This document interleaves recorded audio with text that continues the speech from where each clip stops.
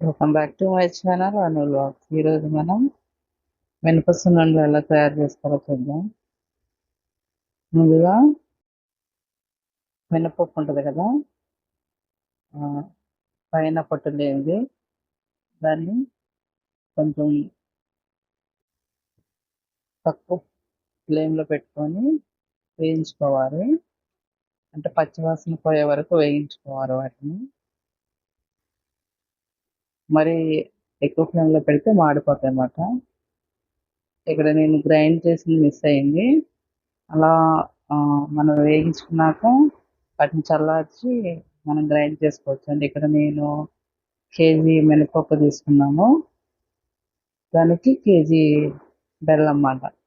మినపప్పు మేము మిక్సీలోనే గ్రైండ్ చేసేసుకున్నాము. అలాగే బెల్లం బెల్లం కూడా కొంచెం తరుక్కొని దాంట్లో ఉండలు లేకుండా కలుపుకోవాలన్నమాట. క్లిప్ అయితే ఎడిట్లో మిస్ అయింది అది నాకు. దాని తర్వాత మరిగిన నెయ్యి ఉంటుంది కదా, ఇక్కడ హాఫ్ కేజీ పైన తీసుకున్నాము. అది కొంచెం కొంచెం వేసుకుంటూ పిండిని మొత్తం ఇట్లా కలుపుతూ ఉండాలి. మంచిగా నెయ్యి మొత్తం ఇంకేలాగా పిండికి పట్టేటట్లు కలుపుతూ ఉండాలి. ఇక్కడ బెల్లం అయితే ఉండలు లేకుండా మనం ఆ, శుభ్రంగా పిండిలో కలిసేటట్లు చేయాలండి ముందు. దాని తర్వాతే నెయ్యి పోసుకుంటూ కలుపుతూ ఉండాలి. సరిపడా నెయ్యి హాఫ్ కేజీ చెప్పాం కదా, మనకి క్వాంటిటీ తెలుస్తుంది. హాఫ్ కేజీ కంటే తక్కువ వేసుకోవచ్చు, హాఫ్ కేజీ కంటే మేము కొంచెం ఎక్కువ వేసుకున్నాము. బాగా కలుపుతూ ఉండాలి, నెయ్యి మొత్తం ఇంకే వరకు, దానికి పట్టే వరకు. అలాగే మనం ఇది పట్టున్న పొట్టున్న మినపప్పుతో కూడా చేసుకోవచ్చు. అది కూడా మేము తర్వాత మన ఛానల్లో వీడియో వస్తుంది, చేసినప్పుడు కంపల్సరీ పెడతాము. చాలా టేస్టీగా ఉన్నాయండి సున్నుండలు. అయితే ఒకసారి ఇక్కడ ట్రై చేయండి, ఈజీగా అయిపోతుంది. కేజీ పప్పు కాబట్టి కేజీ హాఫ్ కేజీ అయితే మనం ఇంట్లోనే మిక్సీ చేసుకోవచ్చు. అది కూడా మెత్తగా కాకుండా కొంచెం మనకి చేతితో ఇట్లా అంటే కొంచెం అక్కడక్కడ కొంచెం మన ఉప్మా రవ్వ చేసుకునే దానికంటే కొంచెం మెత్తగా చేసుకుంటే సరిపోతుంది. కేజీ కంటే ఎక్కువ చేయాలంటే మనం మిల్లులో గ్రైండ్ చేయించుకోవాలి, ఎందుకంటే మిక్సీ పాడవుతాయి కదా. హాఫ్ కేజీ కేజీ అయితే మనం ఇంట్లో చేసేసుకోవచ్చు, ఈజీగా అయిపోతుంది. నెయ్యి పోసి పొడి పిండి లేకుండా మొత్తం కలుపుతూ ఉండాలండి. అప్పుడే మనం ఇట్లా ఉండలు చేసుకున్నప్పుడు ఏంటంటే మనకి పొడి పిండి అనేది తగలకుండా ఉంటుంది.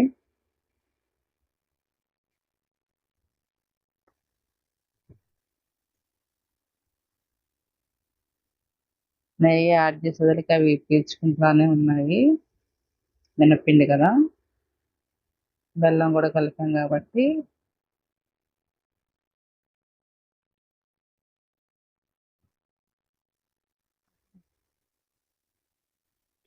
నెయ్యి వేసి కలుపుతూ ఉండాలి.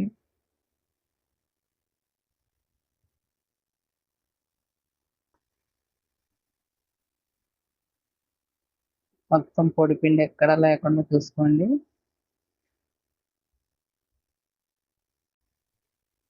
మ్యాక్సిమం ఇక్కడ నెయ్యి వేయడం అయిపోవచ్చింది.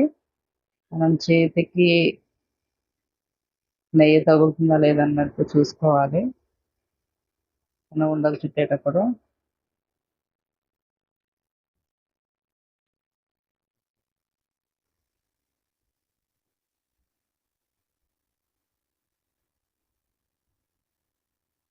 పిండి వేసేటప్పుడు చెప్తున్నారు మా అమ్మ ఈ రకంగా పిండి ఉండాలని.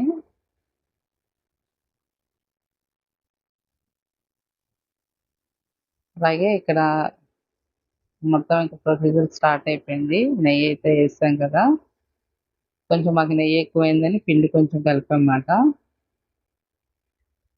ఇలా రౌండ్గా మంచి షేప్ వచ్చినట్టు అన్నీ ఒకటే సైజులో వచ్చేటట్టు మనం సున్నుండలు చుట్టుకుంటూ ఉండాలండి.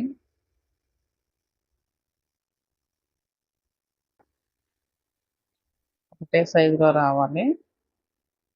అలాగే రౌండ్గా రావాలి కదా, వేస్తున్నారు ఇక్కడ.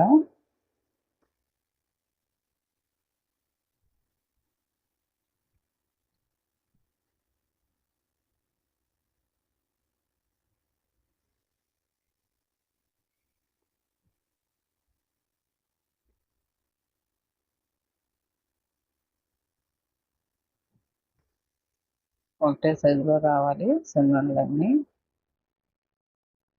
మీకు సరిపడా నెయ్యి వేసుకోండి. మేమైతే కొంచెం ఎక్కువగానే వేసుకున్నాం. అయినా బాగుందండి, టేస్ట్ అయితే చాలా బాగుంది. మనం చుట్టినప్పుడు ఇట్లా తడిగా ఉంది కానీ ఆరిపోయాక అంత లేదు, బాగానే ఉన్నాయి. టేస్ట్ అయితే చాలా బాగుంది. ఒకసారి ఇట్లా ట్రై చేయండి. ఇంకా ఏమన్నా వంటలు ఉంటే కామెంట్లో తెలియజేయండి. కావాల్సిన ఈ రెసిపీ అన్నా మేము చేయడానికి ట్రై చేస్తాము తప్పకుండా. అలాగే ఇలాంటి వీడియోలు చూడాలంటే మా ఛానల్ లైక్ చేయండి, షేర్ చేయండి, అలాగే సబ్స్క్రైబ్ చేయండి. ఇక్కడైతే మ్యాక్సిమం అయిపోయినాయి. అయిపోయిన మట్టుకే చూపిస్తున్నాను మీకు.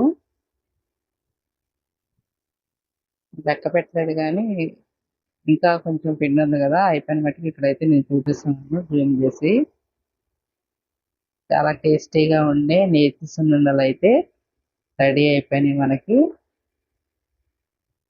వీడియోని చూడండి, లైక్ చేయండి. Thank you.